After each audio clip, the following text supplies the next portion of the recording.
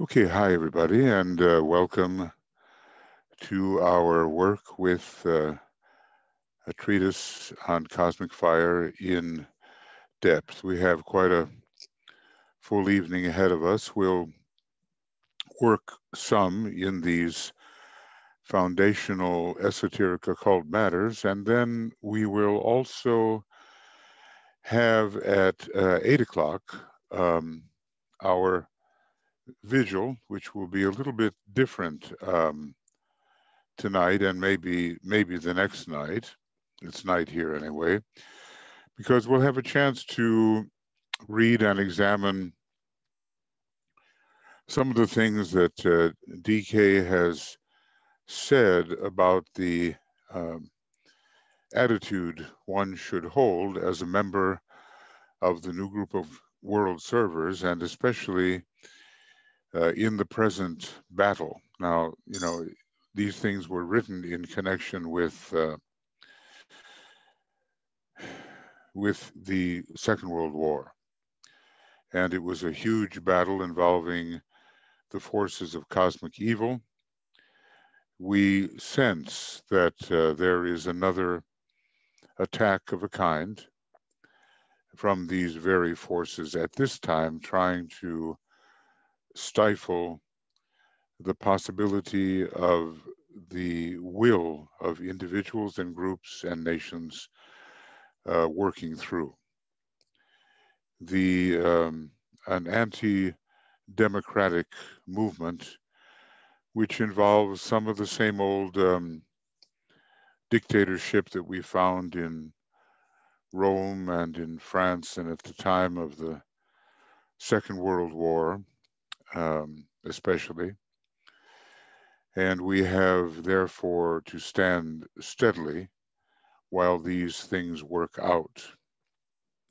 So we have some references, and we'll have a chance to discuss your impressions about them and a short meditation that will be coming up at the usual um,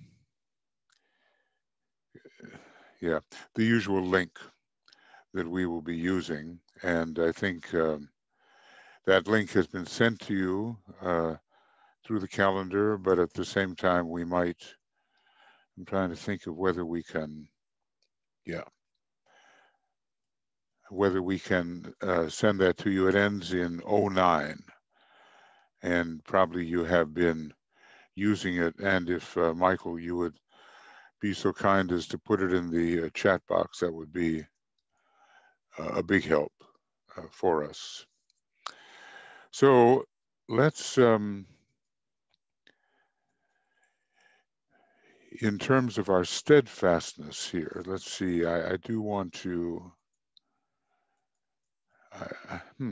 I don't seem to be seeing, well,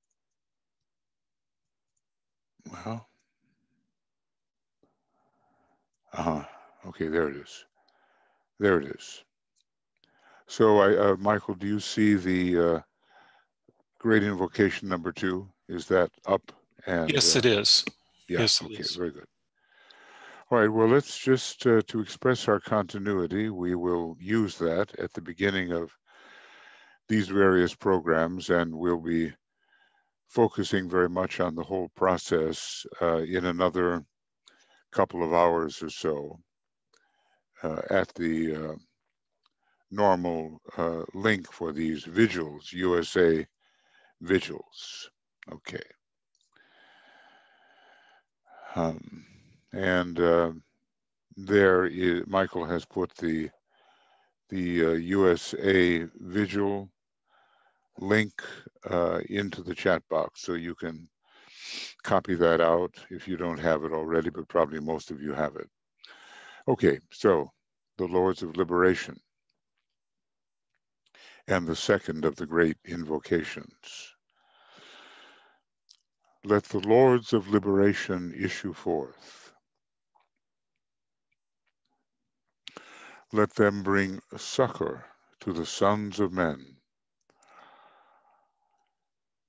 Let the rider from the secret place come forth, and coming save.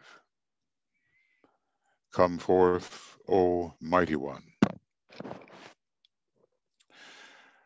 Let the souls of men awaken to the light, and may they stand with massed intent.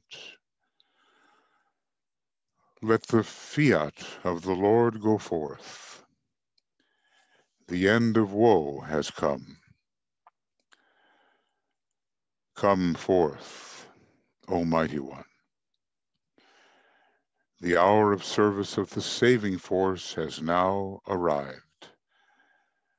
Let it be spread abroad, O mighty one. Let light and love and power and death fulfill the purpose of the coming one. The will to save is here. The love to carry forth the work is widely spread abroad. The active aid of all who know the truth is also here. Come forth, O mighty one, and blend these three. Construct a great defending wall. The rule of evil now must end.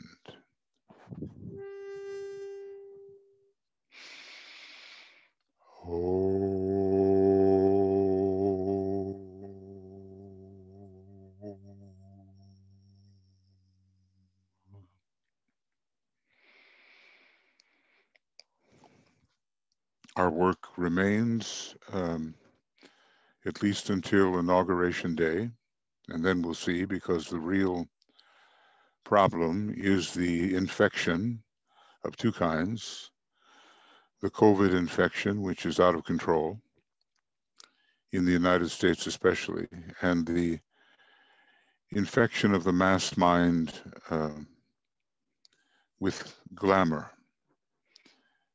and to a certain extent with illusion. We have a situation in which two people with criminal charges and pending sentences before them have been pardoned simply out of cronyism and transactionism. And these two people are now calling for the imposition of martial law. And they say they're not fooling, they're serious about it. And others backing this up are serious about it. So that under, let's say that under a situation in which the Constitution is set aside, abrogated for a time, and who knows for how long, and under a situation in which the votes that have been cast do not count, a re-election would take place under the rule of the army or the armed forces, under the control of the present occupant of the White House. Now, we must not think that in the repertoire of a desperate narcissist, that could not happen. But tonight we will also be discussing a bit later how we deal with evident evil from an internal perspective, because it may not be exactly in the manner that we anticipate. Meanwhile, just to welcome you here for our ongoing work,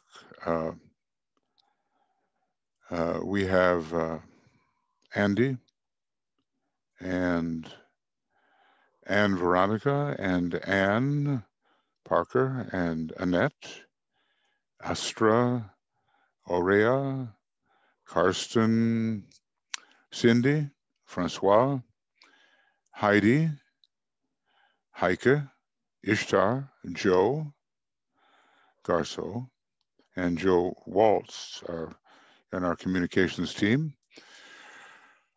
Joan, Karen, Kathy, and Lori. We have Manish and Martine, and Miro, and Nathalie, and Nesa, Nolene, Risto, Sanjay, Vivian, and Zenaidi. And on the staff side, Michael and Tuya assisting us. So welcome everyone, and let's look a little bit at cosmic fire, which sort of is the substratum of everything that we're doing. If we understand that seminal book, we will understand a great deal concerning, let's see, the foundation of all the Tibetans' other writings. And of course, we can relate it as well to the many issues that we are dealing with at this time. So I think whatever page it was on, was it page 55? I believe, yes. Here we are on page 55, and then to make it a little more visible, here we are. So we have finished a little section prior to this, and what I would like to encourage, if you really have the desire to study these matters in depth, please go to Makara, where, let's say, the first 1,000 or a bit more pages are laid out in great detail with written commentary. The commentary is rather dense, and so it's not really possible to take it point by point in a program like this. But we can go over in a more spontaneous way the kinds of things that are said in the more detailed commentary. It all depends on how deeply you want to study this seminal book. I've been through the book, I think, 3 times, and a lot of it was while in motion, you know, listening on my, in those days we called them Walkman, you know, and listening time after time to what one of the students of the Arcane School had done with recording simply the words of Master Decay, which is a great way, of course, to listen to it.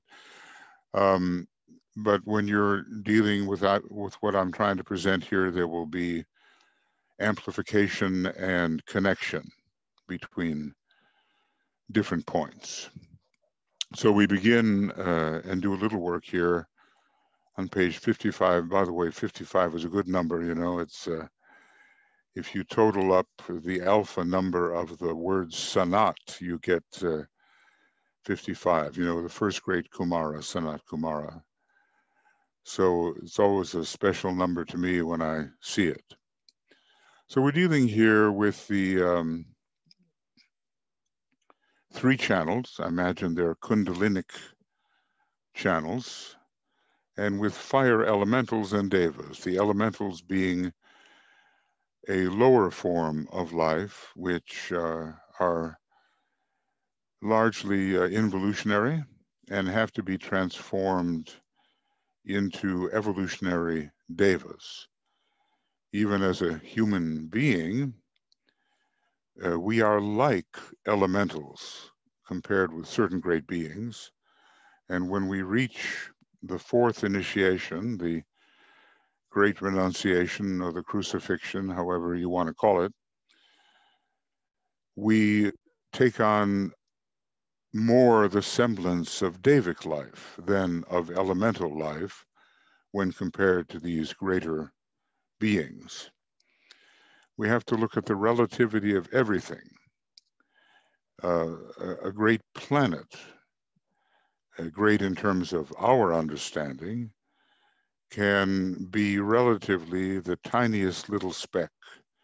And even a solar logos, a great deity indeed compared with our caliber of development, can be likened to a crystal compared to certain higher, greater beings. So we always keep in mind the law of analogy and the relativity which we derive when we study the law of analogy. These are relativistic studies, and the great science of relations, which seems to cover so much. It covers chakras, planets, solar logoi, cosmic logoi, supercosmic logoi, galaxies. The great science of relations is our foundational study. This is different than when we consider identify as being, because there we're entering, if I can call it, the science of non-relations. In other words, we move from studying the many to not only studying the one, but identifying as the one. Now, the three channels for the fire. From the very use of the term sheath, it's an outer covering of some kind, it will be noted that we are considering those fires which manifest through the medium of those externalities, of those veils of substance which hide and conceal the inner reality. Now, one of the really important things is that we cease from the error of thinking that the outer, excuse me, that the outer is real.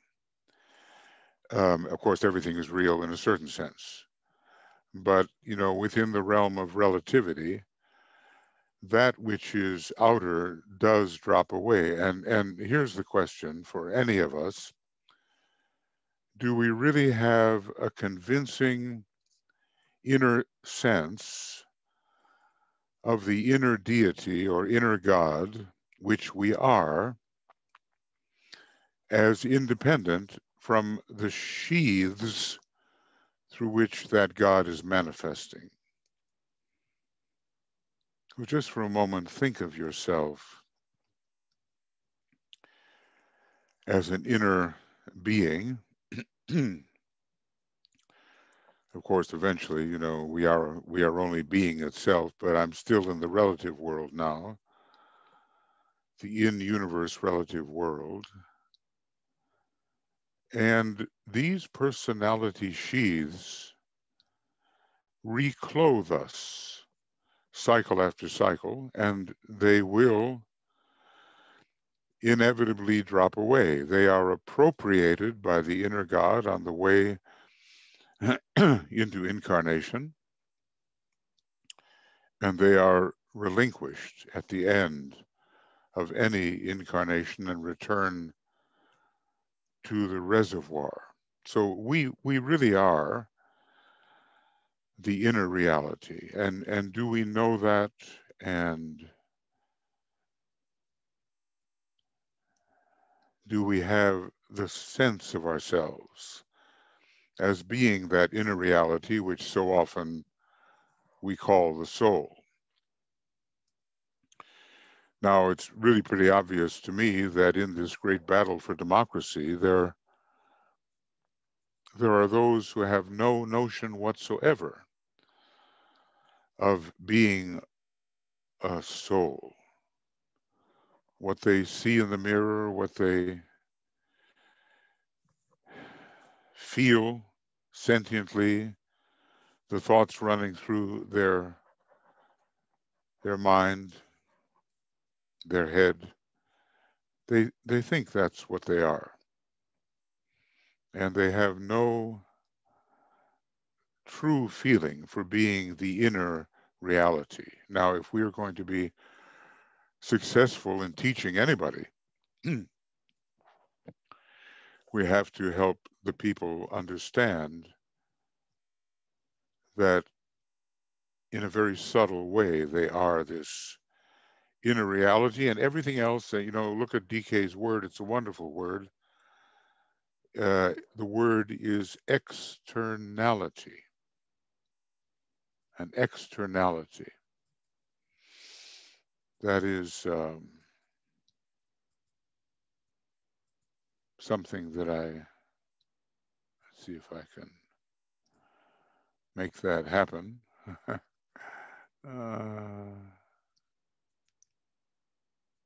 Oh, there it is.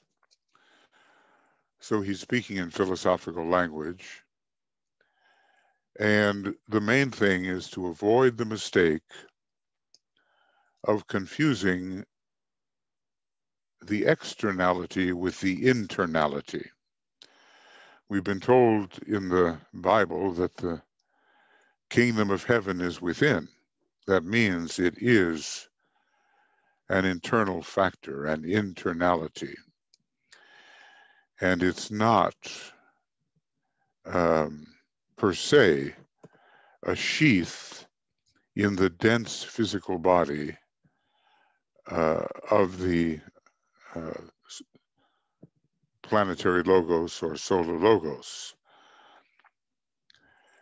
Well, let's just say, the causal body, the egoic lotus, is actually still within the dense physical body of the solar logos, but perhaps not in the dense physical body of the planetary logos, which may have for a dense physical body the lower 18 subplanes. I think it's important to get that idea, and maybe you already have it,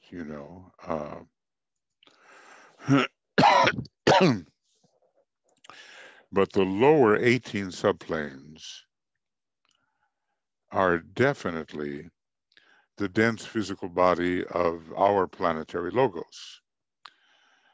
The lower 21 subplanes, including the causal body egoic lotus, are definitely the dense physical body, cosmically considered, of the solar logos. But then we have the ambiguity regarding the three highest subplanes. And perhaps they are a transitional area, the beginning of something etheric when it comes to the planetary logos, even though when comparing these three to the solar logos, they are in the dense area. So where we're doing a lot of our development is in the subplanes of the higher mental plane, and especially, in all of them really, but especially in subplane number 2 and number 1, which begins to bring us into that highly impersonal, non-local sphere that we call the spiritual triad. Okay. Just to remind ourselves of those things. We shall not here take up the subject of the sheaths on the higher planes. Well, obviously, then they exist, don't they?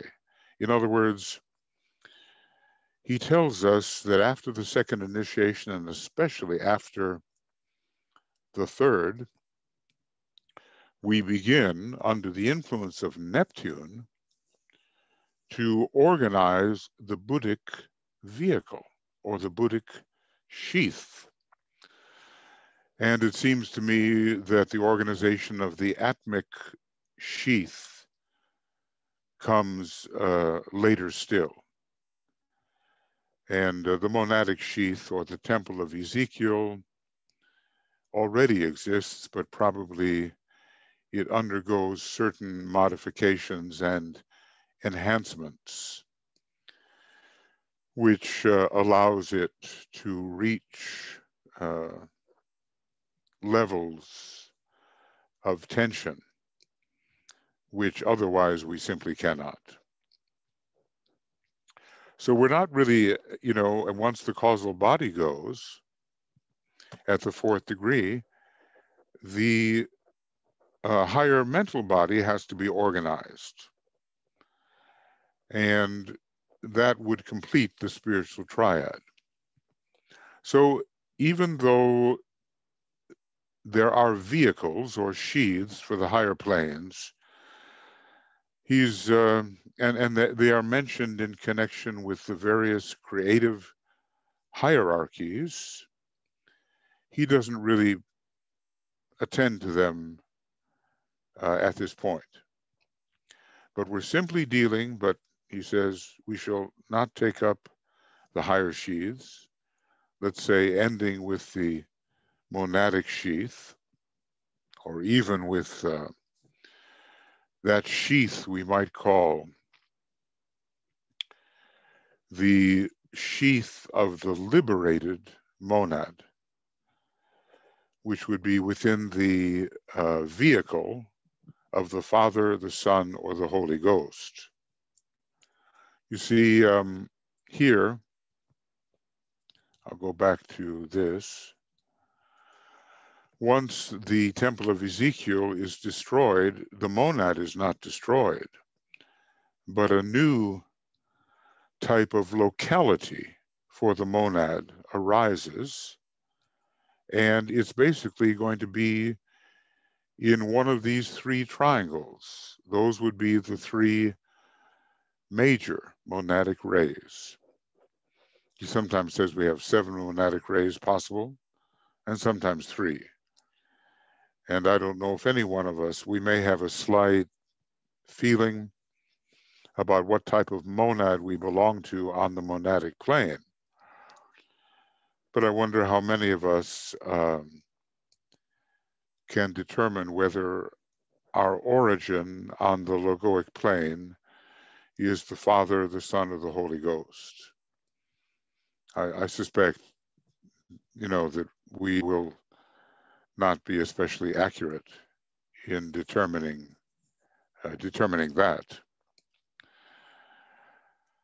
So anyway, there is such a thing as a liberated monad, and the monad continues to make its progress over huge cycles on the cosmic astral and cosmic mental plane, and some even as far as the cosmic Buddhic plane. If, let's say, that you're on the path of the planetary logoi, that means that you and a number of your fellow monads will become a planet, a solar logos, excuse me. Your monad will, as it were, journey on the way of higher evolution to the cosmic Buddhic plane. And I think, it's just a hunch, but on the path of absolute sonship, which is the highest of the given paths, there are others, a couple of new ones, but he doesn't name them. Of the given paths, he seems to say it's a cosmic mental destination, but I believe it is cosmic atmic and is ruled by Saturn. Well, that's just an aside. Okay. Now, So we won't take up the material, however subtle it may be, that comprises the sheaths of the higher faculties on the higher planes. But we will simply deal with the fires that animate the three lower vehicles: mind, emotions, etheric, physical. The physical body in its two divisions, etheric and dense,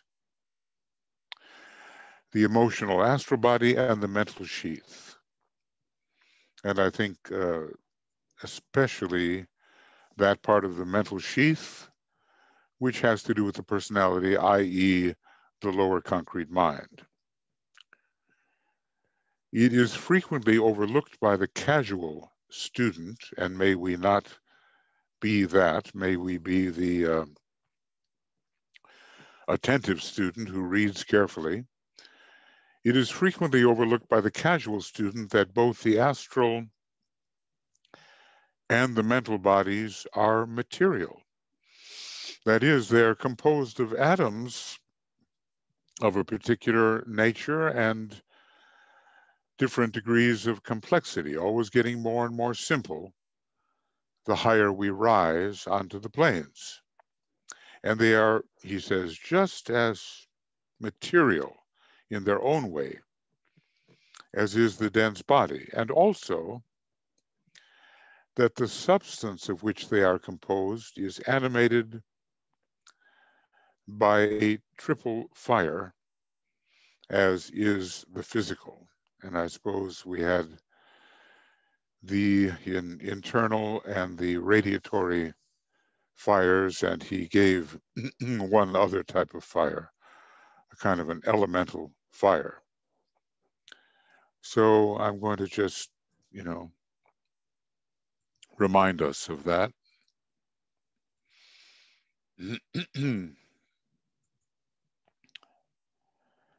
Now, could we say that the Buddhic plane is material? I think we can. Is the atmic plane material? Yes, it is. And so for the monadic plane, and so for the logoic plane.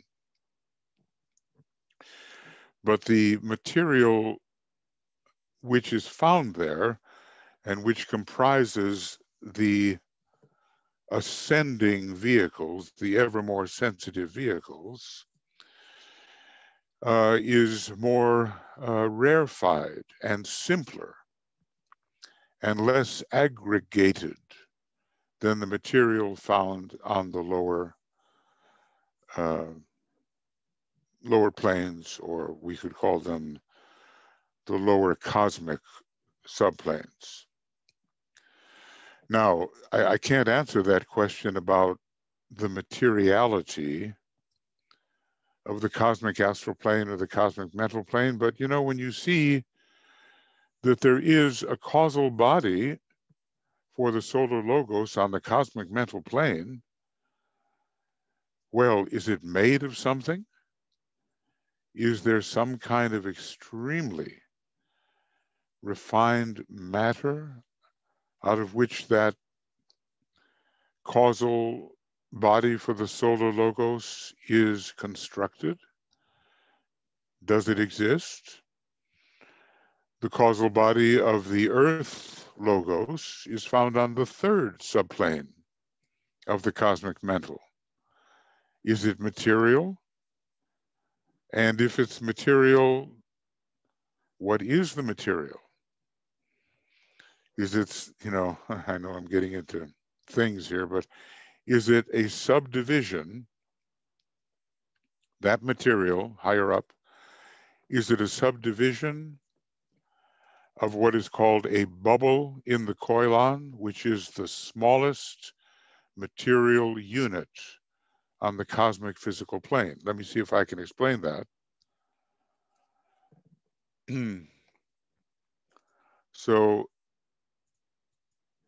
when we start talking about this whole cosmic physical plane is material, and the smallest unit of construction that is found on it is called a bubble in the koilon. Now, is that bubble divisible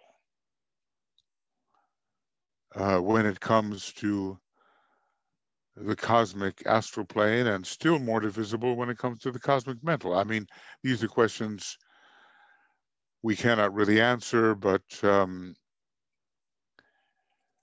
this is the cosmic material plane, cosmic physical. But from another point of view, this whole thing is the super cosmic etheric physical plane. And on we go. I remember Tuya once made some maps of all this, and she had to stand on a chair holding sheet after sheet after sheet, showing at least some of the relationships of the planes, cosmic, super cosmic, super cosmic, whatever you want to call them, until the 10th dimension. We never got that far because I think you would have had to stand on the roof or in some tree in order to make it happen. But let's just say that we are studying the very smallest part of the material construction of the local cosmos systems which surround us and interpenetrate us. We don't even have the language for it, frankly. Now, going on a little bit, see, basically, let me make a summary principle. We want to move from density to ethericity, from density to ethereality, if you will. We are kind of suffocating spiritually in the non-principled, cosmically non-principled, densified worlds of the lower 18 or the lower 21 subplanes. We want to move into ethereality. Now, that's what the masters have done, and their consciousness is right there in the cosmic ethers, which to us represent truly the spiritual planes. To the masters, it's home, and they look even higher. They look beyond the cosmic physical plane to the day when, at the 8th initiation, they can begin to make that figure 8, which takes them into the cosmic astral plane and back again to the cosmic physical, and then into the cosmic astral and then back again, until at the 9th initiation, and for a time, they refuse. It's called the initiation of refusal. They refuse to have anything to do with the cosmic physical plane as they pass on the way of higher evolution to greater training. Now, they may come back, of course, just the way the solar angels who supervise our development have come back. In the physical body, says the Tibetan, we have the fires of the lower nature, the animal plane, centralized at the base of the spine. They are situated at a spot which stands in relation to the physical body as the physical sun to the solar system, a great point of heat, internal heat, a great point of internal heat. So he's given us an analogy here that the physical sun is to its solar system the way this fire centralizes itself within the base of the spine. This central point of heat radiates in all directions. You know, without it, we couldn't be an incarnation. And when it burns out or is withdrawn, we leave incarnation. This central point of heat radiates in all directions using the spinal column as its main artery, but working in close connection with certain central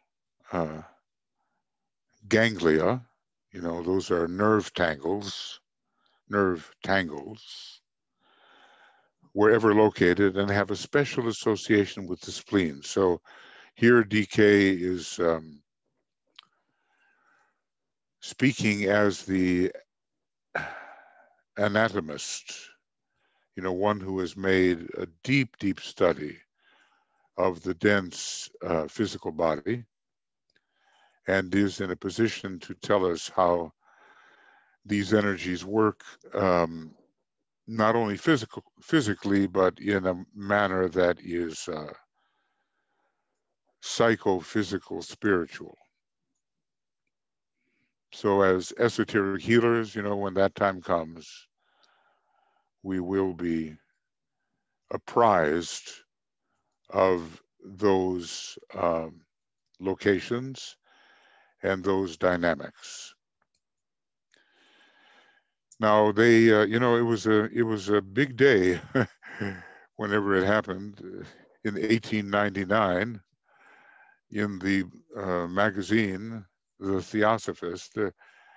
Included in this book are a number of those references that come from the Theosophist. And I'm not saying that right now we can make a big study of all the things that are put there, but because it would take some hours, I think, for us to do it. But this is not an easily comprehended chart. It's called The Evolution of Matter. And it seems to be in relation to the logos of a solar system, beginning with the union of spirit and matter, which is,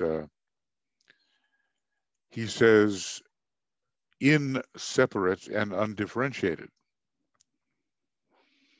Now that's only relatively so, but when looking at what emanates as a solar system, this is the least differentiated part. And then the separation for purposes of dynamic interaction of spirit and matter. And then the third logos, the active one,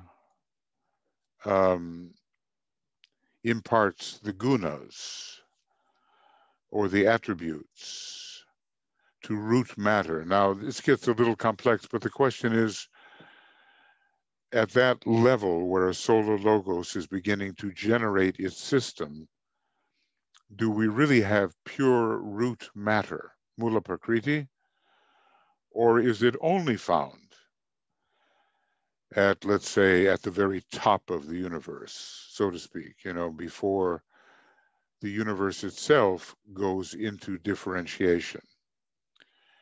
Here he calls tamas stability. We oftentimes call it inertia, but stability is maybe a nicer way of talking about it. Rajas is activity, and sattva, yes,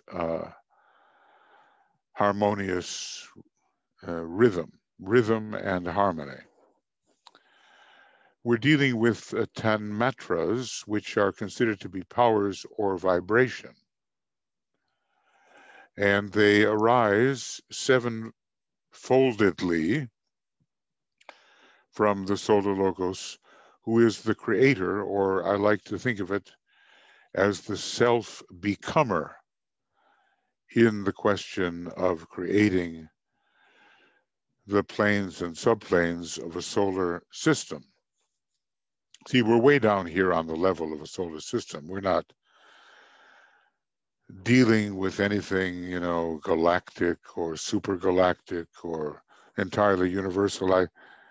So many people just jump into those high levels speculatively, and they really know nothing about what they're talking about.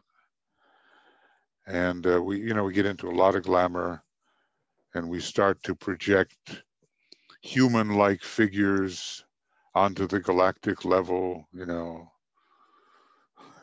All of that. We just have to stand back and say, well, maybe the masters of the wisdom know a little bit about the qualities of nearby galaxies, and that in a very general sense. But we know nothing. The one about whom naught may be said, the first of those ones, is tiny compared to a galaxy. So we shouldn't get ahead of ourselves. Now, these 10 matras are powers of vibration which are conferred. And we have, like I say, I hesitate to get into the hour or two that it would take to make some speculations about this chart. Maybe I've always avoided it just a little bit. I seem to understand other charts a bit better. But we're talking about Fohat and the whirling motion of the third logos, which digs holes in space. Basically, it's creating vortices. So this energy of the logos as whirling motion of inconceivable rapidity, of course, it's got to have a number attached to it. One day we'll know.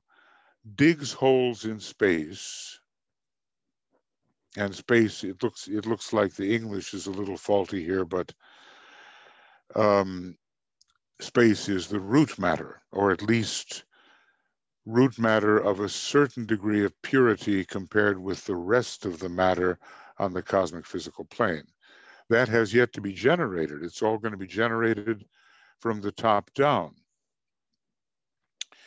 And this vortex of life, encased in a film of root matter, as I say, not the absolutely pure Mula Prakriti, but something that is related to that pure Mula Prakriti, is the primary atom called Adi Tattva.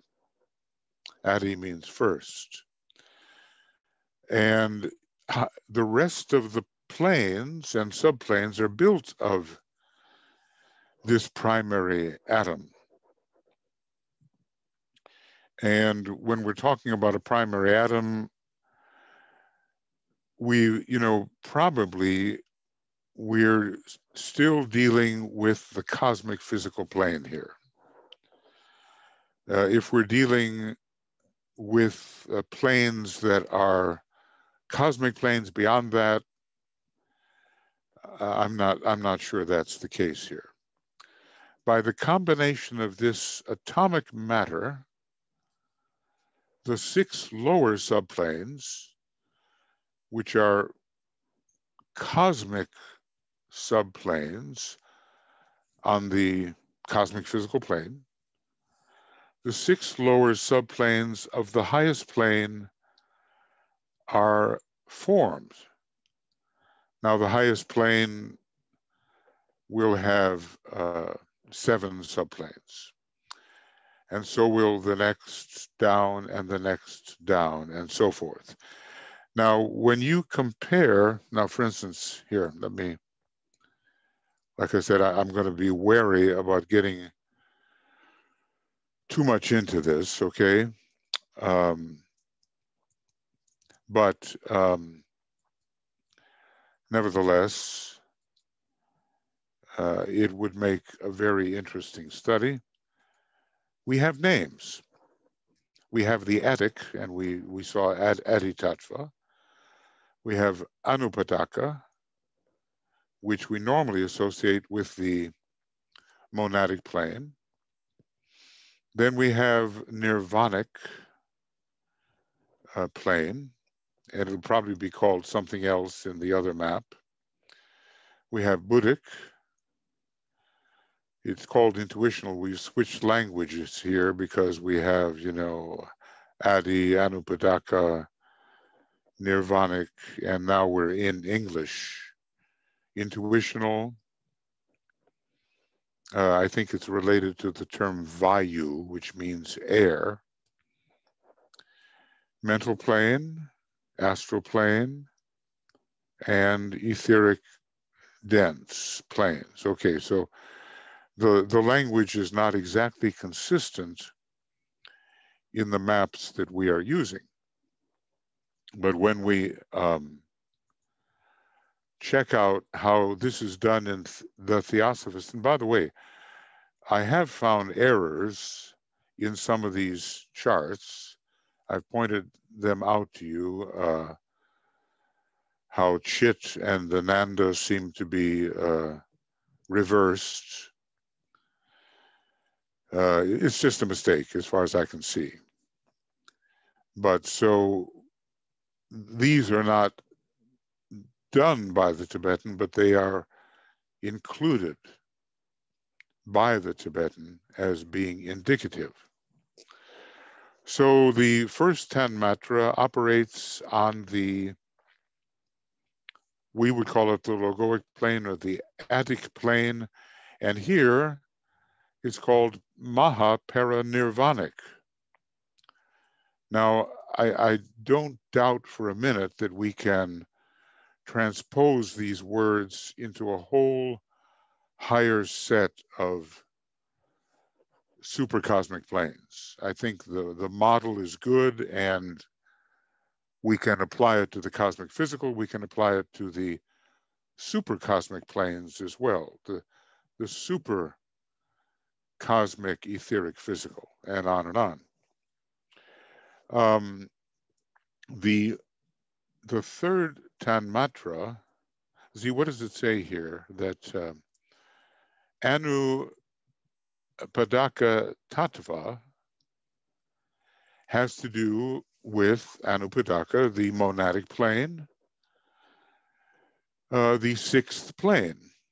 And they call it kind of interesting, para-nirvanic. Now, nirvanic is a term that we do use as the Tibetan presents it to us. The atmic plane is nirvanic. And once we reach that plane, then many of the things the Buddha said about nirvana begin to coalesce and be expressed. And the word para means beyond. So it makes sense that the Akashic plane, which is the Anupadaka plane, would be para-nirvanic, beyond nirvanic. And then if you want something beyond nirvanic, you get Maha, which means great. You know, Maha Atma, let's see, great soul, Mahatma, the great one. So the Maha Paranirvanic is logically beyond the Paranirvanic. These are just different names for the thing that we usually use. Now, however, here terminology begins to be a little different.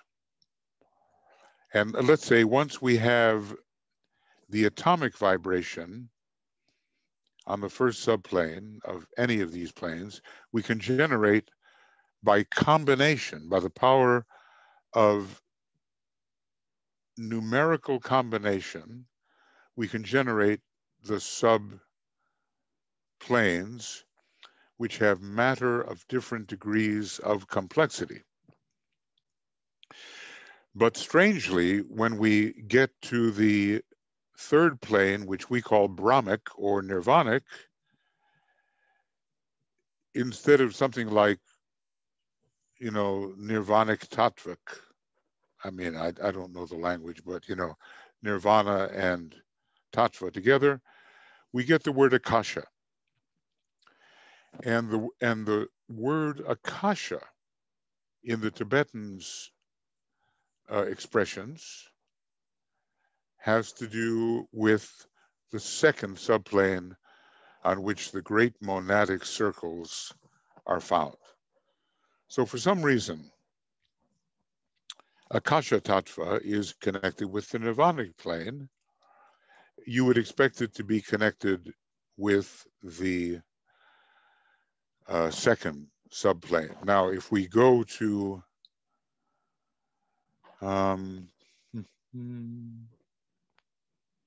okay, I'm gonna take a little trip here and hope that I can make my point. This is okay. Yeah. So,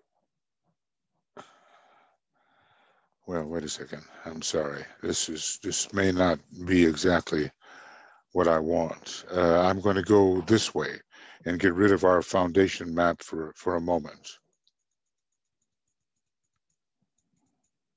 But I assume you see what I see.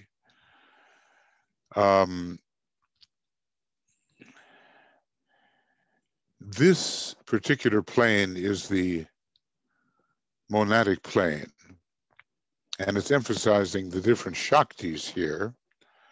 But this is the Anupadaka plane, but it's also the plane of Akasha, or sound. And so this nirvanic plane, it's unusual to have the word Akasha associated with the nirvanic or atmic plane. Somewhere there's going to be a tabulation which mentions that the second plane is Akashic and the third plane is aetheric, A-E-T-H-E-R-I-C, aetheric. Not etheric, but aetheric. So we can draw this particular map into the considerations that we are now examining. Okay. Oh, maybe that was it. Could that be it? See, this is where the mistake is made. And here, whoever is the author is doing the same thing. He's calling this third or nirvanic plane. As a matter of fact, he doesn't even call it that here, but he's calling it Akasha Tattva. Whereas normally Akasha, the sounding, the musical ether, is associated with the monadic plane. These are complex things, but they are not necessarily devoid of errors, or at least different terminology. When we get to the Buddhic plane, he's using the word that represents air, or Vayu Tattva, and then by combination of the Buddhic permanent atom, all kinds of more complex configurations which represent various subplanes are created. The sixth Tanmatra has to do with mind. It appears. Yep, I think I'm correct on that. And Agni is associated with the mental plane, and eventually by the highest the highest atom on the first subplane, all the rest of the atoms of the mental plane are created by combination. And let's see, what is interesting here, you find it down here. The tattva, or atomic matter of a plane, is the result of a vortex set up by the tattva of the plane next above in the coarsest aggregation of that next higher plane. So basically, from the seventh sub-tattva, the first tattva of the next lower plane is generated. The vortex being caused by a new tan matra sent forth from Ishvara, and Ishvara, in this case, is the solar logos. So there's a lot of complexity here. And we even bring in the astral plane with the seventh tanmatra, and not much seems to be going on with the dense. He calls it etheric, he calls it physical, but it is etheric physical. So each time the vortex continues, which are many chakras, starting from the highest vortex on the cosmic physical plane and all the way down on every subplane, it is the result of a new impulse from the solar logos, or a new tanmatra. Now you can understand why I didn't want to get into it, and unfortunately why I did get into it. But in any case, although this is called physical, and the idea of it is dense, Prithiva Tattva, it does include the etheric atoms, because the etheric atoms are considered to be physical. So it seems like the seventh tanmatra accounts not only for what's going on the astral plane and its subplanes, but it seems to carry down into the etheric and dense physical levels. The dense physical level is not principled. So you can see there are variations, but what's the main thing to take away from here is that from the top down, what we call matter is generated by the combination of tiny units into ever more complex units and an impulse called tanmatra coming from the solar logos, which continues the vortex as it descends. The matter is created and the vortex is created because holes, vortices, are dug into this material demonstration. And that basically is the work of Fohat. And here is an idea of how Fohat works. It is the third of the logoi. Well, anyway, some discrepancies with what Master DK seems to give us. One of the things that, is kind of interesting, and I'm not sure how we solve it, is that the seventh tanmatra relates to the astral plane and it continues down into the etheric physical. And the two, the tanmatra here with two impulses seems to connect with the tanmatra above with two impulses. So there is some terminological difference operating here, but I think we can come close enough to understanding that Vayu is the air plane, the Buddhic, and that Agni Tattva, is the fire plane, the mental, And it looks like this apastattva is related to the principle of water and also to the densest manifestation. Now, sometimes we are told the astral plane does not exist. But what that means to me is not that the matter of the astral plane does not exist, but that the configurations on the astral plane which man has made, that those are not real, but the matter itself is real.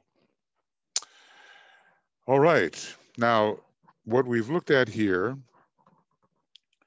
in the physical body we have the fires of the lower nature, the animal plane, and we've seen an analogy, and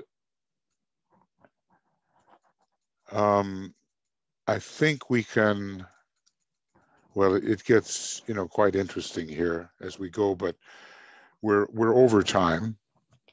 So I'm just going to read a little bit about the etheric body, and we'll begin here next time that we get together. And uh-oh, something happened here. When you're doing it this way, you might run into a little bit of trouble. So I'm going to say that this is no, it's not working for me. Maybe this will work for me. Yeah. Okay. So this will be please move this window away from the shared application. Okay, I don't know how to do that, but I'm just going to say beginning. Does anybody have an idea of how I can? Would you like to change your screen share? Yeah. Well, yeah. Maybe that would help. Oh, it doesn't. It's not even there. No, it doesn't show. It does not show. Maybe that will show. Do you see it now? There we go. There it is. Okay, beginning on the 11th of December 20, and it will be a morning session. Okay, so that should be enough right there. Okay, now I'm just going to read about the etheric body, then we're going to go on, and it'll be time to offer thoughts or, questions and so forth. So, in the etheric body, which now this is really interesting, which is an exact replica of its denser counterpart. Sometimes, you sit down, you try to figure out how is that so, but we take his word for it. We have the organ of active or radiatory fire, and as is well known, the vehicle of prana. Well, that's probably going to be especially the spleen, but it's going to be not only the spleen, but the two other members of the pranic triangle. So, we have something physical we've just discussed, and the analogy there is to the sun itself. And now, in the etheric body, we have the organ of active or radiatory fire, the vehicle of prana. Its function is to store up the rays of radiatory light and heat which are secured from the sun, and to transmit them via the spleen, in other words, the etheric chakra via the dense spleen, to all parts of the physical body. Okay, I'm going to make that the same color Might as well. Okay. Hence, in the future, it will come to be recognized that the spine and the spleen are of the utmost importance to the physical well-being of man. There are already, obviously naturopaths and chiropractors who really know this and practice this. And that when the spinal column is duly adjusted and aligned, and when the spleen is freed from congestion and in a healthy condition, there will be little trouble in the dense physical body. That is really something to think about. When the physical furnace burns brightly, and when the fuel of the body, the pranic rays, is adequately assimilated, the human frame will function as desired, and this will occur. I'm putting a couple of pieces of information together around the time of the third initiation. I mean, you do have higher initiates making sacrifices on behalf of their students and those they serve, and they die just like anybody else, and things go wrong for them too. But he tells us that from the third degree onward, the relationship to disease is much different, and usually one does not contract disease from the third degree onward. And so this burning brightly, this right adjustment, this decongestion of the spleen, this use of the splenic chakra, the assimilation of the fuel properly, all of this, we might say, comes into right adjustment around the time of the third initiation, when the usual sicknesses do not assail the man anymore. Okay, friends, that's going to be it. And page 57. And let's see.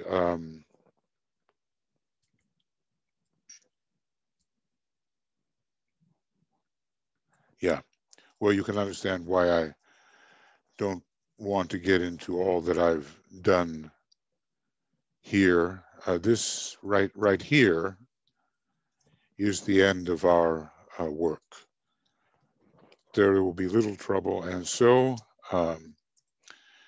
this is where we end our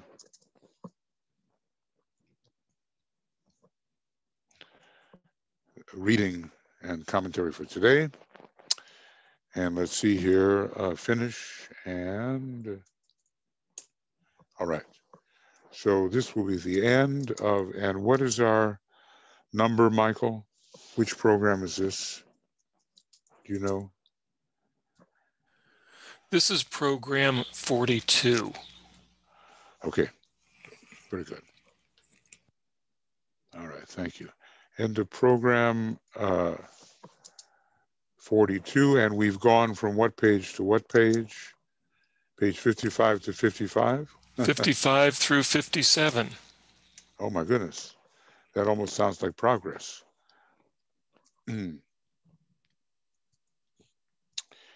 Okay, and today is the 4th of December, and now beginning of program 43, which will be 57 onward, and that will be on the 11th of December. Okay, friends, all of this is a bit like going to medical school or something. The first part of the book is quite concrete in many ways, but we're getting to the point where we'll be working with the soul, and it will be perhaps a solar fire a bit more congenial to us. Meanwhile, we have the cosmic physical plane on which we will be evolving for thousands of more years. In the case of most all of us, I would say, and the true spiritual part of our journey is only now beginning, only now. So at least we know the areas of vibration into which we will be penetrating. And here, by the way, are the 4 types of atoms that DK uses so frequently in an analogical manner, and we will also. Okay, are there any thoughts, questions that you may have about what we've covered, or failing that, anything else in occultism which is of importance to you at the moment for consideration?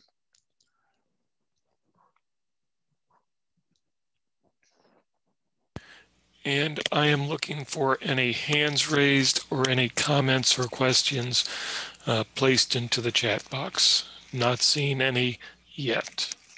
Michael, I have a question. When a hand goes up on the participants list, what do you do? Unmute the people by pressing the microphone? Well, when they can raise their hand through the participants window. Yeah. And when they raise their hand, their name goes to the top of the list. So Yeah. they're easy to find that way, and allow them to unmute themselves at that time. They unmute themselves by pressing the microphone. Is that it? That is correct. Okay, because I may have to deal with that in the discussion we're going to have a little bit later, and I'll be on my own, so, trying to just figure out how it works. Yeah, okay. So, what are we, considering here? Just to remind us of the subjects. What is a sheath? A sheath is an externality, not an internality. Are even the subtle sheaths material? Is everything on the cosmic physical plane material? Is it a material plane? Are the cosmic planes above the cosmic physical material as well? And if they are, what kind of material might that be? At least we have some indication of the materiality of the etheric physical plane. Why doesn't he want to take up the sheaths of the higher planes? Well, that's maybe not our immediate problem, but we do organize those sheaths from the third initiation onward, and even in the case of the second initiation, the Buddhic vehicle begins to be organized. Do we get a sense of ourselves as the inner reality? Is it real to us that many objective factors could drop away and still we would be? Our inner reality would persist. We have to get the idea that all aspects of the personality are material, and just as material as the dense physical body is considered material. That there are centers of heat within the base of the spine and in the physical body. There's an analogy there, and it works through certain nerve pathways, which the student of esoteric healing will naturally want to know something about. And then he's also told us about the etheric body as providing the fuel to run the dense part. So we have active heat and we have latent heat, and both of these are part of the internal fires. And then basically we looked at the Tanmatras and gosh, the way to do that is probably, let's see, zoom and go down to, yeah, how it all starts with the solar logos. And according to certain powers that come from the solar logos, these powers being called Tanmatras, we build all the subplanes of the cosmic physical plane. We build our normal planes, you know, logoic, monadic, et cetera, and we build the subplanes as well. And we've learned that in theosophy, or at least in this particular presentation, there are some terminological differences. Some things correspond exactly. This Anupadaka Tattva corresponds, Vayu Tattva corresponds, Agni Tattva corresponds. I'm not sure about the meaning of, it looks like Appa Tattva. Does that mean water? I'm not sure, but, and I won't say it corresponds. Prithivi, is that it? Prithiva, it's not being, I can't read it too well here. A tattva, that is usually considered physical. But the Akasha tattva does not correspond. And so we'll just be aware of the differences and how we generate matter from the lowest structure on the plane above to the highest structure on the plane below. And that is done through the power of a new Tanmatra, which is sent forth from the solar logos and continues to build the vortices which descend through all of the planes and subplanes. Just a little bit of a summary. And by the way, just because DK does not show chakras on these levels does not mean that they don't exist. They do. And so the chakras are here given on the etheric part of any particular plane. And once the causal body is gone, then there will be correspondences to the chakras where the causal body used to be. And they will exist on the Buddhic plane. They will exist on the Atmic plane, 35. That'll make 35 vortices, making a master. They will exist on the monadic plane. That'll make 42 vortices, making a Chohan. And they will exist on the logoic plane, where that vorticular movement begins, making the 49 chakras or wheels of the 7th degree Chohan. All right then, that is kind of a quick rolling summary of what we have dealt with. And we just have to ask, are there any questions in general? Otherwise, we'll get on with preparation for the next presentation, which will be the vigil. Well, Nolene has shared the terms correspond to earth, water, fire, and air. And I believe that is the 4 lower tattvas in the chart on page 56. Yeah, that if those terms do, I know that the word prithivi or something like prithiva, it is earth. I know Agni is fire and Vayu is air, and I just was not sure about the water correspondence. So that is that's a help to know. Thank you for that.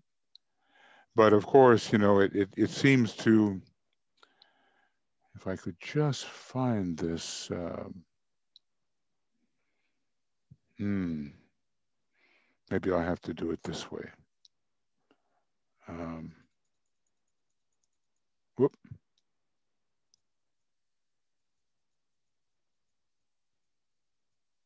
There it is.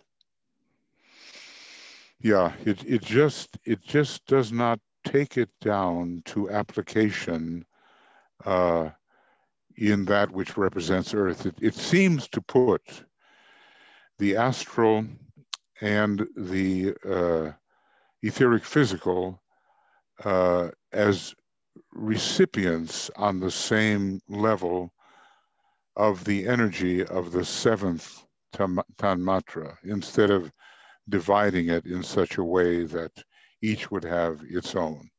But okay, that's good, Nolene. Thank you. Prithivi Tattva, earth. Apas Tattva, water. Okay. Agni Tattva, fire, as we've said, and Vayu Tattva, air. Yeah, that makes sense. And every type of atom found on every sub-level, of which there are 49. And actually, when you get into sub-levels, DK says they too exist, then that makes 343 sub-levels. They all have matter which is differentiated from one level to another. So it's all a question of numbers and arrangement, and maybe in occult chemistry or something of that nature, we could find at least some clues, but we're not going to solve this particular internal physics or internal chemistry. Not yet. But we get the idea. That's the important point. Okay, is there anything else? Not seeing anything at this particular instant. Maybe it is time to wrap up going. so that you can prepare for the next event. Yeah. Okay, well, I certainly want to, you're very brave to go through this kind of consideration. It's not easy material because it seems to be so concrete and so technical. And all of us are a lot more at home, I think, most of us are anyway, with solar fire than with the fire by friction of an earlier chain and an earlier system. I mean, we still have an inheritance of fire by friction, and we have to deal with it. We have to deal with the third aspect of divinity, but our real interest is in the soul and in the solar fire. And that's why he said that the middle section of the book, which is the really big section, would be the most widely read and would be the most popular. So, you might just review, in other words, how do we differentiate one atom from another? It is by the arrangement and number of the basic constituent. The basic constituent on the cosmic physical plane is called the bubble in the koilan. Whether it is a divisible factor, it's just a tiny thing. There's something like in the etheric atom, I'm going to get my billions and millions mixed up here, but in the etheric permanent atom, there's something like 14 million, or is it 14 billion bubbles in the koilan.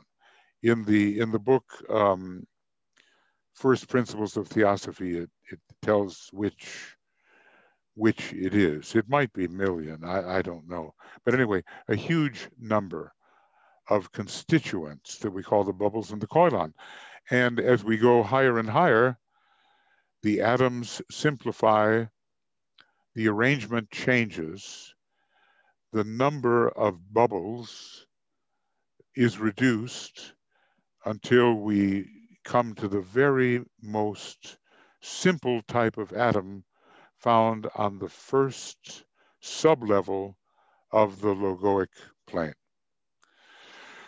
So we're going to have, this is the future of science, and the occult principles are going to be brought forward for consideration. And already there are scientists who are also theosophists who are trying to, make that bridge between what Blavatsky and Besant and Leadbeater gave and what they know of advanced particle physics and other kinds of refined research which are at the forefront of the modern physics. They're trying to make the bridge. It'll still be yet a while. The ether has to be reaccepted. It was dismissed as unnecessary back in the late 19th century with certain experiments which said we don't need that anymore. And it has to be reintroduced according to a new way of understanding. So we're really pretty deeply in matter here when we're studying the first part of the book, but fortunately it doesn't go on forever. So we will continue our work, and before long, the soul will take over. And I'm making little threads of connection anyway with more advanced parts of the book that deal with subjects that are more, let's say, interesting to us, and unless we happen to be a heavy fifth-rate type. Okay, so if that's it, we'll just close with the great invocation, and we'll get ourselves ready for the next presentation, which is going to be a discussion and a little meditation. Okay, great invocation. Would you like to change your screen share? Why not? I'd be crazy to. Okay, there we go. Thank you.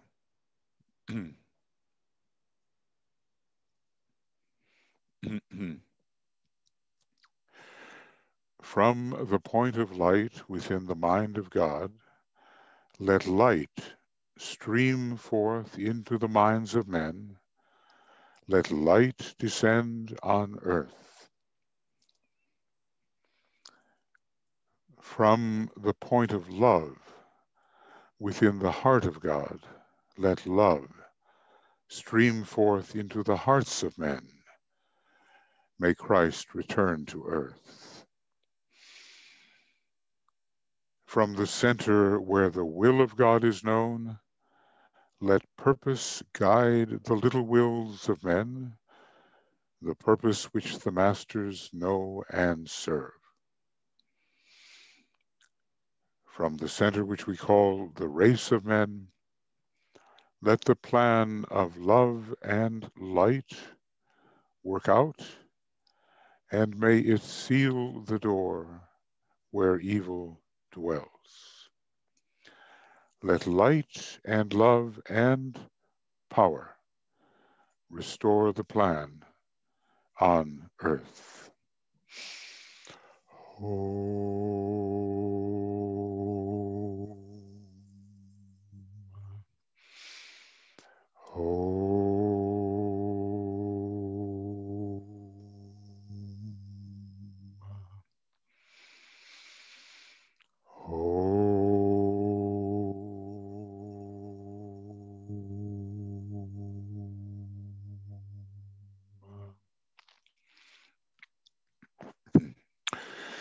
Thank you, everybody, and love and blessings from the whole communications team.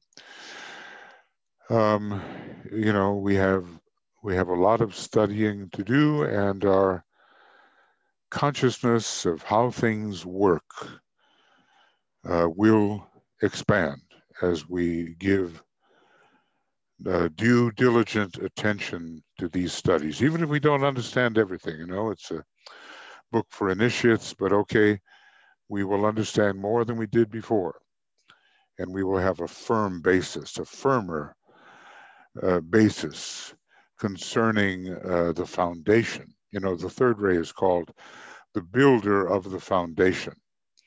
and that foundation, upon it rests the entire study of the soul and the monad. But let's get the foundation as solid as we possibly can. So we'll be seeing you before long, some of you, and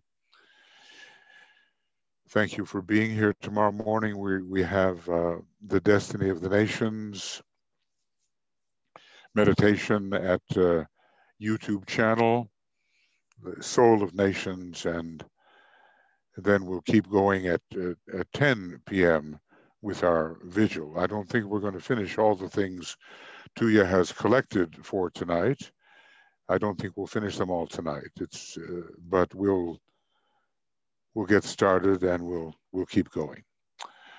All right. Bye-bye. Bye-bye for the moment. See you soon.